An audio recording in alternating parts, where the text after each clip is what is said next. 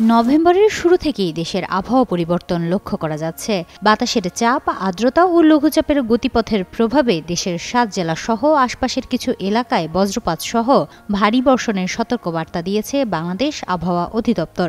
সোমবার রাত ১০টায় বিডব্লিউটির ফেসবুক পেজে দেওয়া এক পোস্টে এ তথ্য জানানো হয়। পোস্টটিতে আরও বলা হয়, সোমবার রাত ১০টা থেকে আগামী শুক্রবার সকাল ১০টার মধ্যে কক্সবাজার, চট্টগ্রাম, বান্দরবান, রাঙামাটি, খাগড়াছড়ি, ফেনী, নোয়াখালী ও এর আশপাশের কিছু এলাকায় বজ্রপাত ও দমকা হাওয়া সহ ভারী বৃষ্টির আশঙ্কা রয়েছে। সংস্থাটি জানায়, একই সময়ে কুমিল্লা, লক্ষ্মীপুর, চাঁদপুর, ব্রাহ্মণবাড়িয়া, হবিগঞ্জ, মৌলভীবাজার, সিলেট, সুনামগঞ্জ, নেত্রকোনা, ময়মনসিংহ, কিশোরগঞ্জ, নরসিংদী, নারায়ণগঞ্জ, মুন্সিগঞ্জ, পটুয়াখালী, বরগুনা, বরিশাল, ভোলা ও এর আশপাশের কিছু এলাকায় হালকা থেকে মাঝারি ধরনের বৃষ্টির পূর্বাভাস রয়েছে। বিডব্লিউটি আরও জানায়, চট্টগ্রাম, কক্সবাজার ও বান্দরবান জেলার কিছু কিছু স্থানে অতি ভারী বৃষ্টির আশঙ্কা রয়েছে। তাই এসব জেলার কৃষকদের বিশেষভাবে সতর্ক থাকতে বলা হয়েছে।